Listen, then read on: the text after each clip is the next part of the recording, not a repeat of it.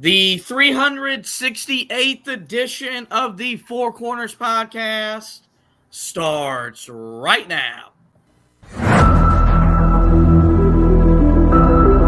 This is the Four Corners podcast. And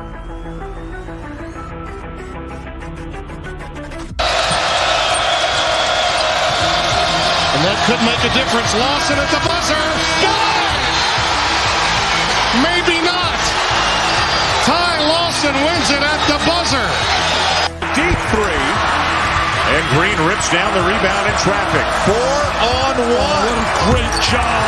What a terrific job in transition. I mean, you couldn't plan that any better as a coach. Gets the roll. Here we go. Page has it. Carolina down one. 84-83. Page into the front court with 4 seconds. Page to the rim. Got it! Got it! 9/10 of a second to go. Inbounds. Washington gets it to Warren. His full court shot. No good. Marcus Page baby. Does it for the Tar Heels. Carolina wins it. Don't force it if you're Goss. Comes in. Blocked by Meeks. Buried up ahead to Jackson. And he tucks it down for the 5-point lead. Matthews off the mark. And this year, the confetti is going to fall for North Carolina. They're not going to be denied this time. Inside 30 overall. Love, top of the key. Oh! Big time delivery. Here are your hosts, Josh Marlowe and Anthony Pagnotta. Hello and welcome into another live edition of the Four Corners podcast. Hanging out with you on a Wednesday night on the eve of the first round of the 2024 NCAA Tournament, where Carolina will face Wagner tomorrow afternoon, 2:45 p.m. That game will be available on CBS, but it's in the Queen City, so if you're in the area, make your way into town and be there to cheer on your Tar Heels looking to advance into Saturday's second round matchup. Josh and Anthony, we're here with you guys tonight to preview that first round matchup against the Seahawks in the 2024 NCAA Tournament. We'll treat this preview like we did every preview in the regular season, tell you everything you need to know about the opponent, look at this game from the Carolina perspective before we, of course, give our keys to the game and pick the game. But we start every edition of the pod, as we always do, the pod thought of the day. And if you've been with us in the last couple of years, the pod thought's always been what this program is about in the tournament. And it's the core foundation and this program's principles. And that means the thought is, quote, play hard, play smart, and play together. And when Carolina has done that this year, and they've done that historically, a lot of good has come out of it. It's led to a lot of winning.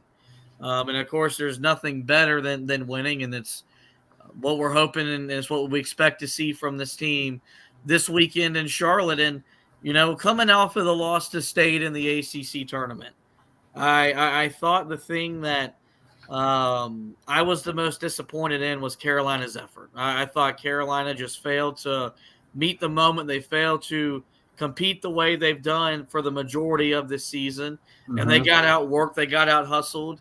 They got out toughed by an NC State team that, of course, we know was playing for their NCAA tournament lives. But I do think, of all the messages that Hubert Davis could give to that locker room to inspire them and get them ready to go on a deep NCAA tournament run, the best message is just to simply play hard, play smart, and play together. Yeah, I mean, that's the nature of the game for this team this year, more than any of the teams really that we've seen in the past, more than the team back in 2022 even, because when it comes to especially the first part of that, and really, I mean, I think, you know, to be honest, all three elements are incredibly important to this. But the first part is everything when it comes to defending at a high level. You have to play hard, or else it's not really going to matter.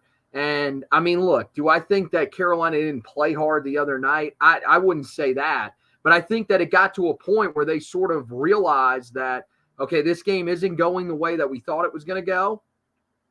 Maybe in their minds they said, look, that's okay. Our ultimate goal is to win a national championship. But hopefully that's the mindset that they're taking going into this event, is that now this is the NCAA tournament. We're here for one thing and one thing only. That's to win a title. Yeah, making the Final Four would be cool. Making a deep run, would still be probably deemed successful depending on how it looks. But ultimately, I think that this group needs to have the mindset that if we put our effort, our best effort into every single game, there are a few teams in the country that can actually beat us.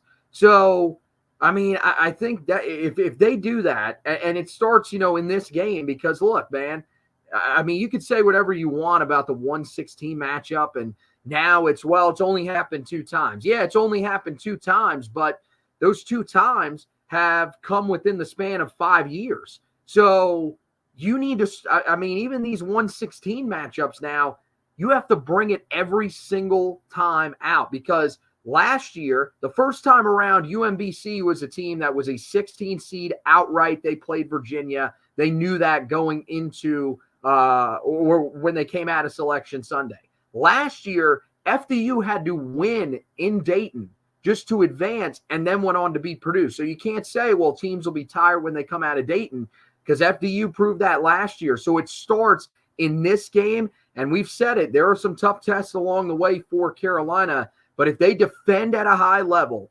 and if they can get good shooting from the outside, then this team has a chance to cut down the nets when it's all said and done.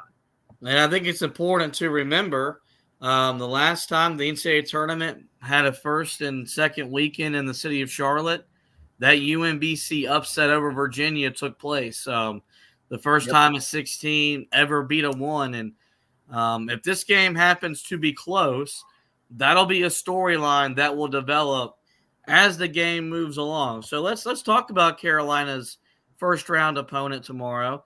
That is Wagner, a team that beat Howard last night in the first 4 to advance officially into the NCAA tournament. And look, Wagner won a very close game. It was 71-68. Howard, with a few chances, had 3 looks at a potential game-tying 3 there in the closing seconds. So, for Wagner, they've already experienced some of the madness that this tournament does create. They enter with a 17-15 record. They went 7-9 in the Northeast Conference in the regular season, finished 6th in the regular season standings. They beat Merrimack in the Northeast Conference championship game in a very low-scoring, very ugly affair. Because if I remember correctly, both teams didn't even score 50 in the game. Tells you how good Wagner can be defensively, but is a great example of how limited they are offensively, as most of these mid-major programs that are on the 16 line in the NCAA tournament, they generally are. They have just 2 players that average double-figure scoring, led by Melvin Gordon Jr. is 14.8 points, 5.7 rebounds, 3.5 assists. He's shooting 39% from the field, 26% from 3. Melvin Council Jr., actually.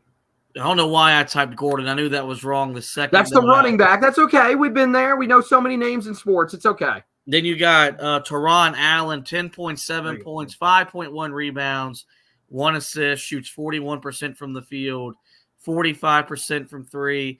As a team, they average 63.5 points per game. That's 353rd in the country. But they only give up 62.3 points per game. That's 7th in the country. So, we kind of outlined it. This is an offensively challenged team. Again, most teams from that level of college basketball are. And, you'll go look at all of their offensive metrics, KenPom, Torvik, whatever it is, they're not going to blow you away. But they get the job done defensively. That number is real because, look, they have to play their fair share of quality opponents in the non-con really to fund their program. And to only give up 62 points per game is nothing to scoff at. And, we mentioned they won in the first 4, just like FDU did a year ago. They've already got some momentum. They've extended their confidence after their run in their conference tournament. And they'll show up believing that anything is possible. They'll believe that, hey, last time the tournament was here, a 16 beat a 1. Every team that shows up to their site on tournament day believes that their team is going to win.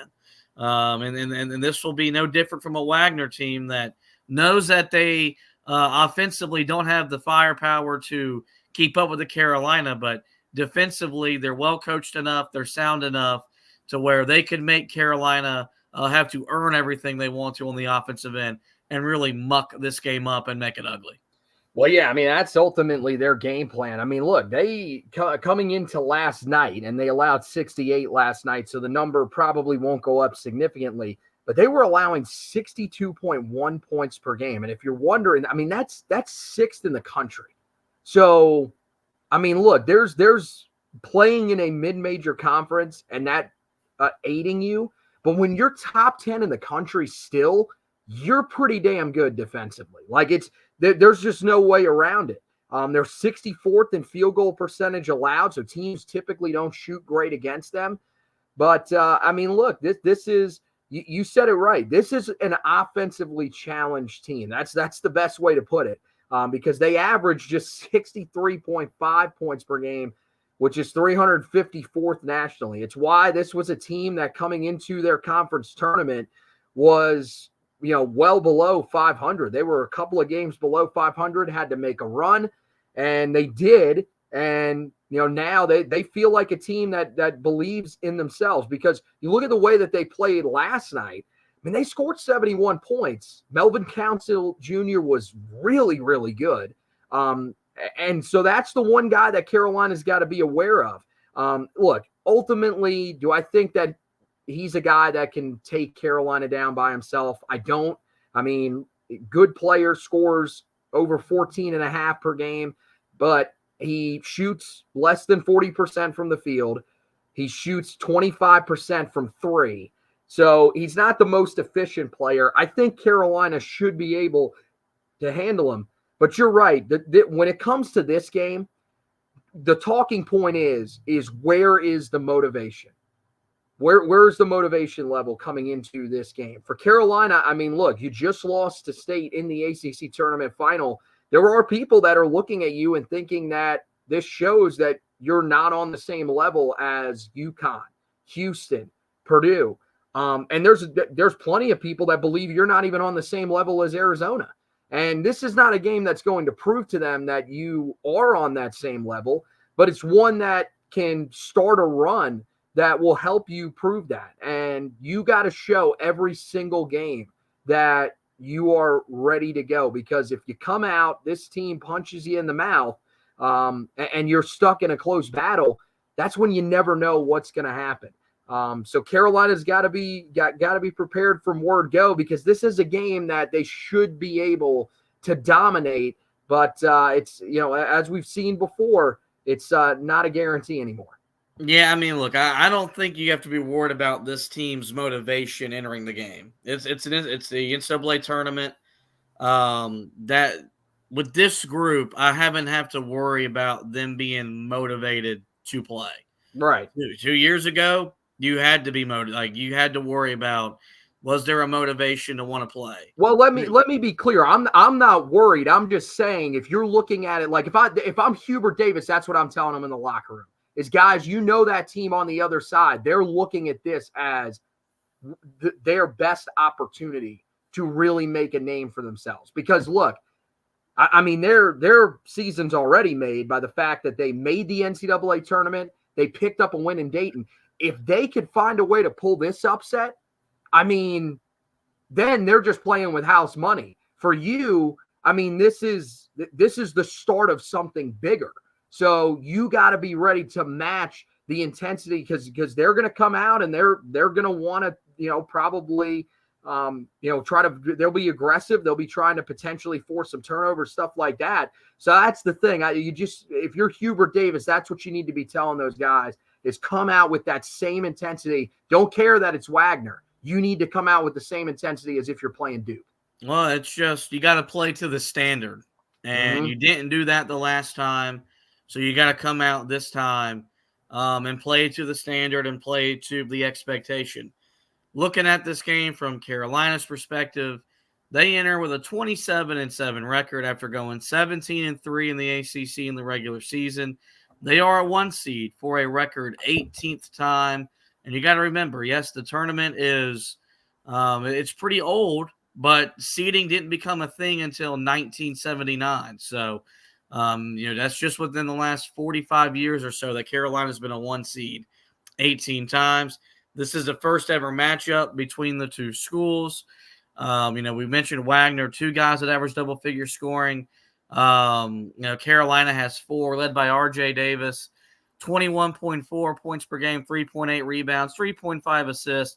Shooting 43% from the field, 41% from 3. He was named to the U.S. Basketball Writers Association first-team All-American team earlier today. Armando Bacot, 14.1 points, 10.2 rebounds. He's shooting 55% from the field. He was named to the third-team USBWA All-America team for the second straight season. Harrison Ingram, 12.1 points, 9 rebounds, 2.2 assists. Shooting 42% from the field, 37% from 3. And Cormac Ryan, the last guy to average double figures, 11.2 points, 2.8 rebounds, 1.3 assists, shooting 38% from the field, 34% from 3. And then, we've been tracking this stat all year long, but Carolina averages 41.1 rebounds per game, the 8th highest mark in the country. We mentioned that tomorrow's game will be being played in Charlotte, and Carolina's played their fair share of games in the Queen City.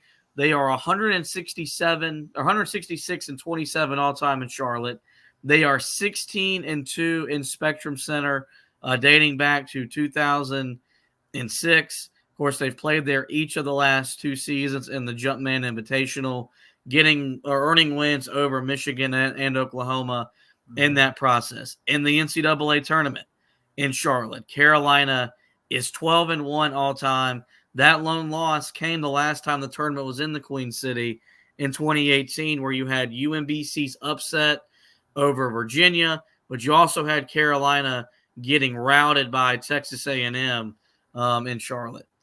And NCAA tournament games in the state of North Carolina, UNC is 34-2. They've had 1 loss in Charlotte and 1 loss in Raleigh. So, there's a lot of great history, a lot of great tradition of the NCAA tournament being played here. And there's been a lot of great success for Carolina while playing the NCAA tournament in the home state. And we're hoping to experience some more of that tomorrow afternoon. So, we've set the scene for Carolina and Wagner. We've told you about the opponent, looked at the game from Carolina's perspective, gone over the rich history that Carolina has playing tournament games in the home state. But coming up next, we'll get into our discussion topic before we give our keys to the game and pick the game. But first, we got to get you a quick word from one of our partners. Hey there, Josh here for the Autograph Fandom app. Want to get rewarded for listening to our show? The team at Autograph, co-founded by Tom Brady, is redefining the fan experience by letting users earn points for the acts of fandom they take every day, like listening to this show. The Autograph Fandom app gives you access to your favorite UNC content in one place and offers rewards like tickets, exclusive merchandise, and much more. You're already listening to our show, but now you can earn points and get rewarded for it. Head over to the Apple App Store and search for Autograph Fandom Rewarded and download it today for free using the referral code HEELTOUGH. Link and code are also in our podcast description. Welcome back inside the Four Corners podcast, hanging out on a Wednesday night. The first 4 is about to get underway for the second night in Dayton, and we're on the eve of Carolina's first round matchup against Wagner, tomorrow afternoon in Spectrum Center. Anthony and I will actually be on hand in person. One of the perks of our job is you get to go to sporting events and get to cover them.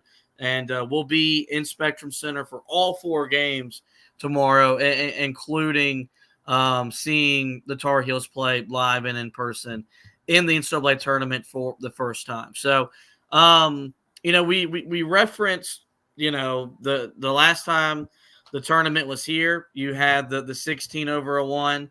You had the situation last year where you had the 16/1. Of course, both times that it happened, no one saw the 16/1 upset coming.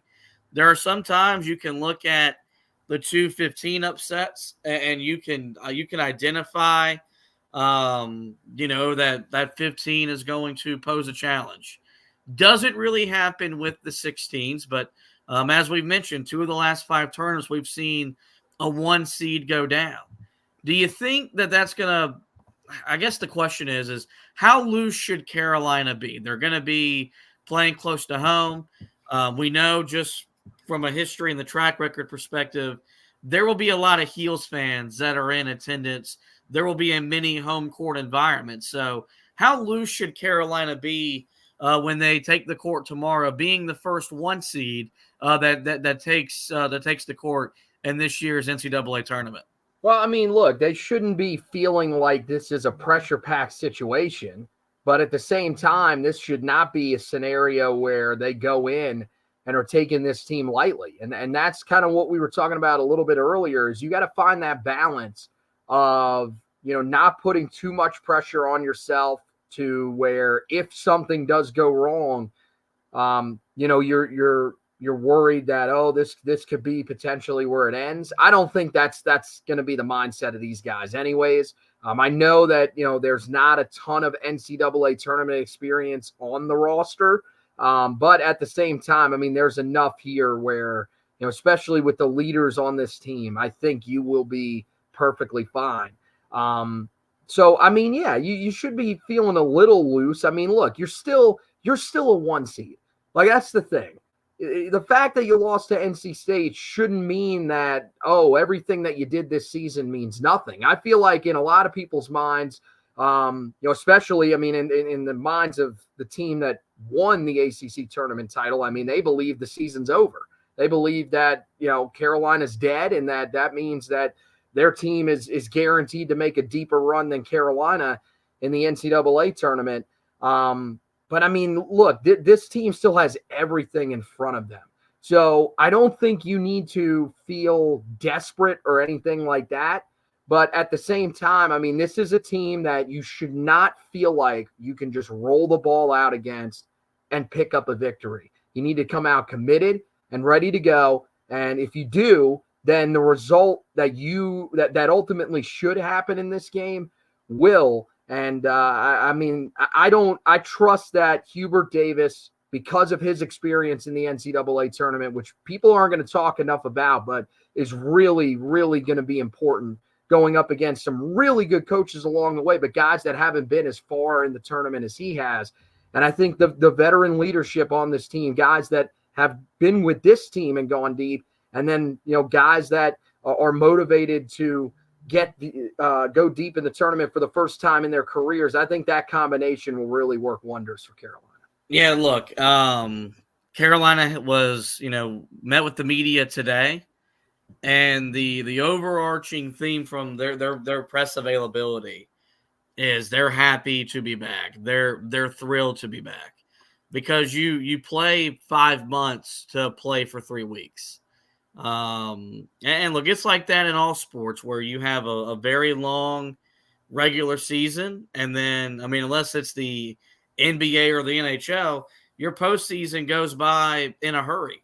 Mm-hmm. And so I think it's good that Carolina is just embracing this and soaking it all in, because you have to, during this event, you've got to appreciate what you've done along the way. And I think it's important to do so, because you did a lot of great things in the regular season. that puts you in a position to do some special things in the postseason. And so I think Carolina will, I think you'll forget that a lot of these dudes have never played in an NCAA tournament game by the time they tip the ball off. And I know for me as a fan, even though I'm used to having seen Carolina play later in their first round matchup, like usually in all my life, they've played in that 6 o'clock to 7 o'clock window. 2:45 is as early a first round matchup as I can remember them playing. I'd much rather Carolina play early because the deeper the day goes, the longer the night goes. That's when you can really start to feel upsets coming throughout the day because you see these games get tighter. Teams know the scores around the country. It just ultimately adds pressure to them. Carolina will be one of the first one seeds to get on the court. And B, it'd be one of the first handful of games to be played tomorrow because it's a 12-hour marathon. And so I know for me as a fan, like even though I'm used to seeing them play late, I'm not complaining about us playing early because, last year when Purdue got beat, they played I think their game was a 7:20 tip. When Virginia got beat, guess what? It was a 7:26, a 6:30 or later tip. The day was building towards those upsets happening. It's very rare that you see upsets early in the window. And so I think Carolina will come out loose as a goose and be ready to have some fun and play on the biggest stage that college basketball has to offer. Yeah, I mean, I think Hubert may actually use that exact term right there to those guys. Just play loose as a goose and we'll have a chance. I mean, look, the timing, this is a window. This has become very common. They like to put teams in this window.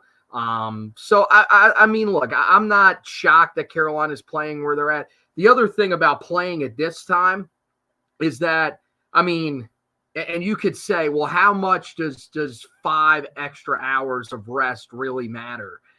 I mean, you're going to have a Wagner team that's going to be on less rest than if you played them later in the night. So, I mean, I don't know how much that means. It could help you out a little bit. But I mean, yeah, I'm not too worried about when Carolina's playing. I mean, I think this is a team that's just, to me, they're built for more than falling to a 16 seed. Now, who knows? I mean, with the way that college basketball has been going in the last couple of years, and especially this year, I could be dead wrong. I mean, we could have 2 1 seeds that could be out.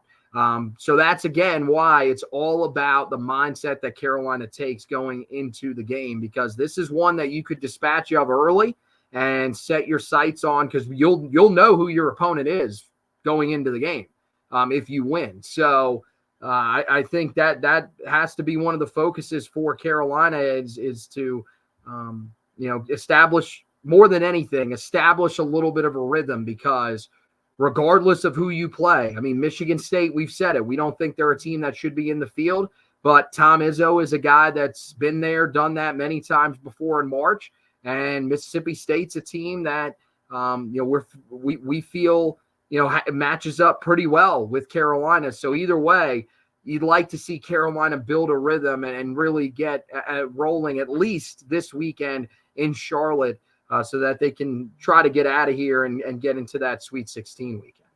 All right, let's get into our keys to the game for tomorrow. And Greg Ward, we appreciate you being with us once again tonight.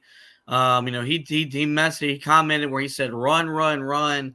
They only have 7 players. Yeah, my first key to the game is control and dictate tempo. Mm-hmm. Because, yes, Wagner is a little shorthanded. 7 is, it's hard to win games in the tournament playing 7 dudes. It's especially hard to be a mid-major opponent going up against, the best program in the country and trying to win with 7 players. And, we talked about that so much going in the state game, where I thought Carolina should have pressed. They should have sped the game up and really got it into an up and down game. Didn't do that.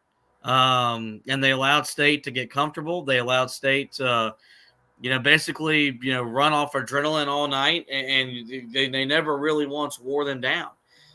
This should be a game tomorrow where Carolina press is frequent, they press often, and they get a team that's not built to play fast in an effort to run them out of the building.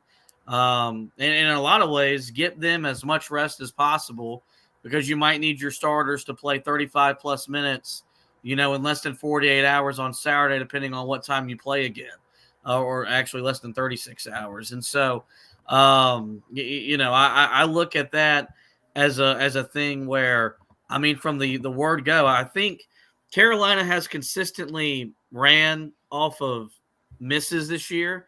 They haven't consistently ran off of makes. There are some times where they'll walk the ball up and kind of play. Man, this should be a game tomorrow where it's just go, go, go, go, go, go, go.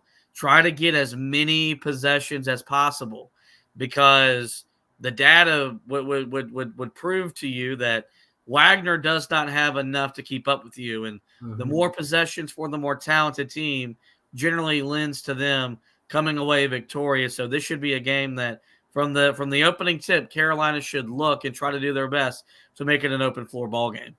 Well, yeah. And the thing is that ultimately they want to control the tempo in this game. Wagner does, because they play at an incredibly slow pace. Opponents are taking less than 54 shots per game against them, which is 28th in the country.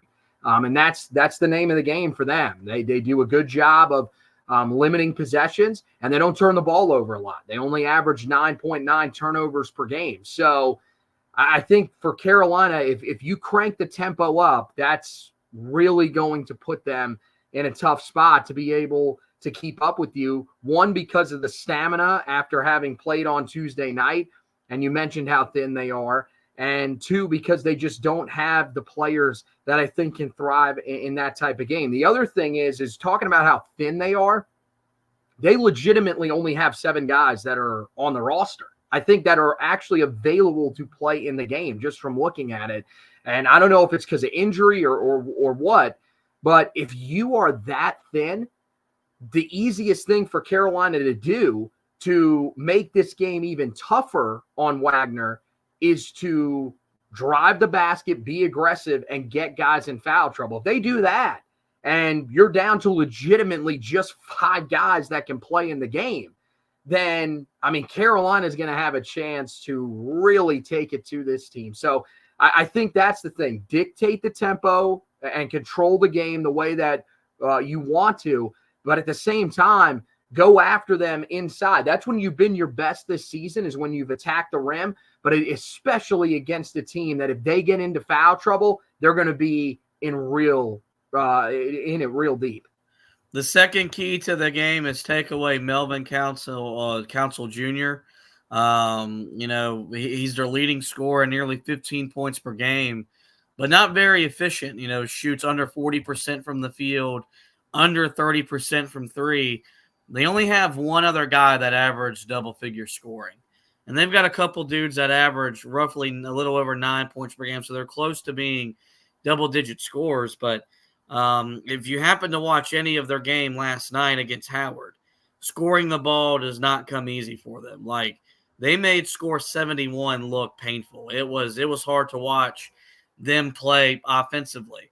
And so with that being said, if you take away their best player, simply put, their other guys are not good enough to beat you. And if their other guys beat you, I think you live with that. You can't live with their best player having the game of his life and having his moment, like you see whenever these upsets tend to happen. And so, this has to be a situation where Carolina has a good scouting report, but more importantly, you're bought in and you're just competing on that end of the floor.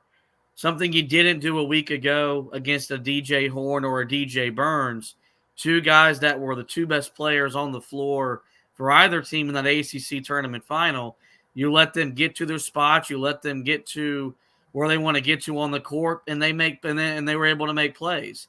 And now in a single elimination tournament, you don't get to come back on Saturday if you lose tomorrow. You don't get to bounce back if you have a poor defensive effort. So Carolina's got to limit his impact and make the other guys around them try to beat you, because I think the numbers and the analytics would tell you that's simply not the case.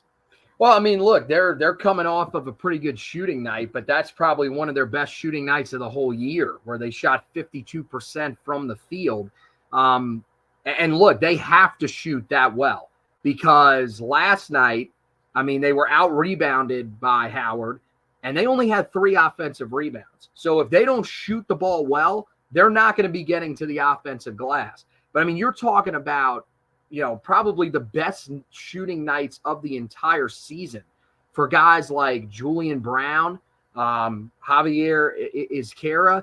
Like, those are guys that, they're going to play because they have to, but these are guys that have not thrived this year from the field. Most of the guys on their roster are shooting less than 35% from the field. The guards are. And the big men, I mean, look, you got Keontae Lewis, who's had a pretty solid season in terms of efficiency, but he doesn't shoot the ball a whole lot. And then the only other guy that's a big for them that shoots the ball really at all is Sex Zongo off the bench. And he only played 6 minutes the other night. And he doesn't put up a lot of shots. So as long as you slow down the other guards around him, I think you'll be fine. But yeah, with Council, I mean, the biggest thing is just don't let him take over the game like we've seen guys do at certain times this year. I mean, if you hold him to 10 of 18, like Howard did, I mean, yeah, he scored 21 points in the game and looked really good at times. But the thing is it's still a relatively inefficient night. I think Carolina could live with that, especially if the other guys, they're able to take them away and keep them around where they've been at for the majority of the season. The last key to the game for me is a look-ahead key into the second round. But it also goes in hand with winning this game. Carolina's got to get their role players back in rhythm offensively. Mm-hmm. We saw how much, and look, Cormac Ryan isn't a role player, but we saw how bad he was against NC State a week ago. We saw how bad Harrison Ingram was a week ago. Carolina's bench only scored 6 points. You need to get the guys that complement Armando and RJ. They need to get back their confidence and just see the ball go in the basket and feel and be in a good rhythm going into your second round matchup. I still want them to be aggressive. I want Cormac Ryan to hunt his offense. I think Harrison Ingram's best offense is followed by him getting to the offensive glass and really doing damage in that mid-range game. And then for the other guys, look, there's not a reason that Elliot Cadeau can't take whoever's guarding him off the bounce and get to the cup whenever he wants to. I want to see Seth Trimble get that mid-range game going. Jalen Washington be establishing a presence on the inside. All those things are gonna need to emerge this weekend for Carolina to get to the second weekend. And look, you go back to the loss to State, there were a lot of clean looks for Cormac, Ingram, whoever to make. And if Carolina makes those shots, it's a different ballgame. And so I think it's imperative that those guys find and create their own offense, because they're going to need to be playmakers tomorrow. And if Carolina advances to Saturday, if they want to find themselves dancing into the Sweet 16. Yeah, I mean, look, man, it's probably the thing that you worried about the most from what we saw in the ACC tournament, because I think the compete level is really the difference defensively, and I think it'll be there. You could see it being there for 6 games, because these guys know they've done it too often this year to not. The thing is will they be able to score around those guys? Because that's something that, as hard as they try to control, they probably have tried to control it a little bit too much, and that's why they've struggled at times this year. I mean, I really am hopeful that Cormac can find it again, because I thought at the end of the regular season he had hit his rhythm and we were ready to go. It took him some time, but this was the Cormac Ryan that you brought in here. And those last 2 games, in the ACC tournament were scary, because that looked like early season Cormac, where there was just nothing falling, got clean looks, but they weren't going down. Harrison Ingram, he's got to be more involved offensively. And the other thing with Ingram too, this isn't really scoring wise, but you also need him to get back into a rhythm rebounding. I mean, that performance the other day against NC State was stunning. I did not see that coming, because you could say, well, he was going up against Diarra. There were times where State was playing two bigs. He's a smaller guy. That hasn't mattered most of the year. He still rebounded at a high level in those games, but for some reason, it just wasn't there the other night. And it wasn't that they were pulling him away from the basket. I mean, don't get it wrong. Diarra had moments where he was able to do that, but still, that's something you need to see from Ingram. Those are the two guys that are most important.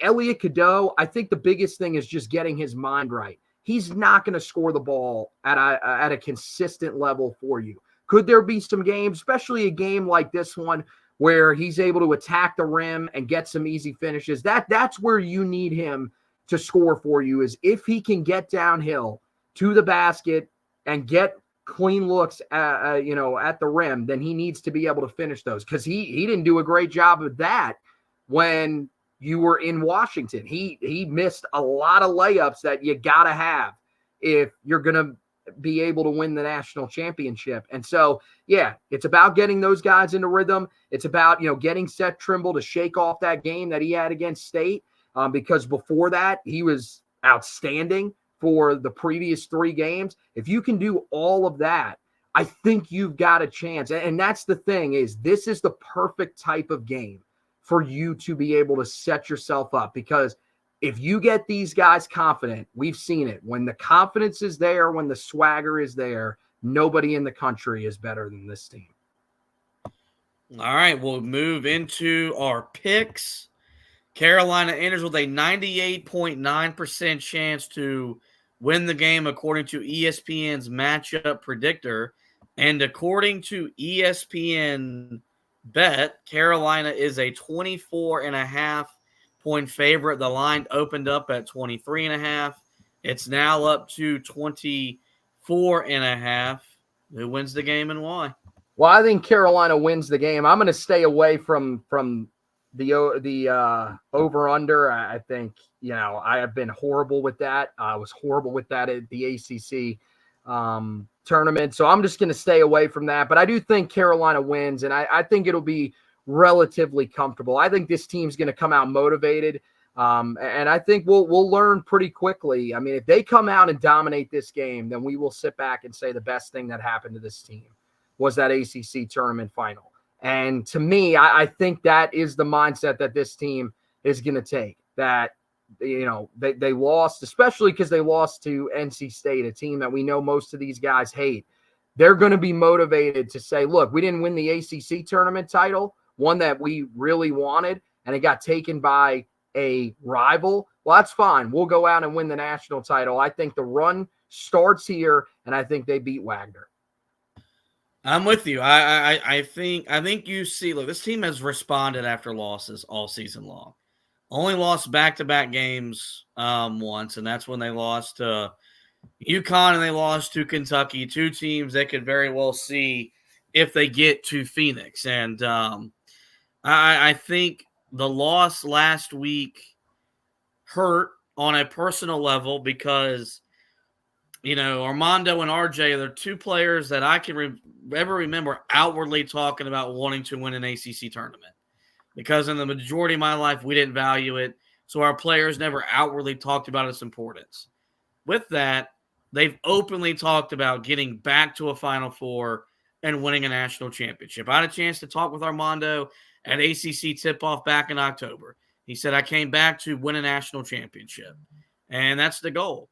And to do that, you've got to go on a 6-game winning streak. And this is the first game. Wagner's been a good story. It was fun watching their conference tournament run. It was cool seeing them get a win last night in the first 4. But Cinderella doesn't have a glass slipper on, and she's not wearing it to the ball tomorrow. I think Carolina rolls. I think Carolina I think they blow Wagner out. I think whenever you're going back for seconds at the media room to get your bowl of popcorn, this thing is going to be out of hand. And so I think all the talk around how Carolina is going to be the first 1 seed to go down, how this is the weakest region, almost trying to devalue whoever emerges out of this region in the Final Four. I think Carolina's going to take that personal. And we know Hubert Davis wants a group that's looking for a fight. I think Carolina shows up tomorrow, and I think they knock Wagner out like Rocky Balboa did so many times in that legendary movie series. And I think Carolina gets their first of hopefully 6 straight wins in the NCAA tournament. Well, that's going to wrap up, guys, this edition of the Four Corners podcast. Before we let you go, we do encourage you to visit the website HeelToughBlog.com. We want you to make that your home for the NCAA tournament. The preview of the game will be posted tomorrow morning. Recap of the game will be posted tomorrow afternoon. Anthony did a lot of homework, crunching some numbers on the West region. We previewed the West region and broke it down last night. We're going to have information about every team in the region on the website as well, as we want you to make us your home for the NCAA tournament. Some news have come out of spring camp. We'll do our best to keep you updated with that as well. But with this being at Spectrum Center tomorrow, and we're going to be there roughly 14 hours, the focus will be on Carolina and the NCAA tournament. As for the podcast, you guys know where to find us. Every major podcasting platform, simply search the Four Corners podcast and we will pop up. We're there. We encourage you guys to rate, review, and subscribe. That way you don't miss any editions of the show throughout the remainder of the season. There's a scheduling note. We will not be able to record tomorrow with our work requirements. We'll be back Friday morning recapping the Wagner game, and then we'll be back with you Friday evening, assuming Carolina wins and advances. We'll be back Friday evening previewing their second-round matchup. Make sure you just hit that subscribe button. That way you don't miss any editions of the show throughout the remainder of the basketball season. Well, with that, guys, that is going to wrap up this edition of the show. Do want to thank Anthony once again for hosting with me. We want to thank you for watching and listening. And as always, go Tar Heels.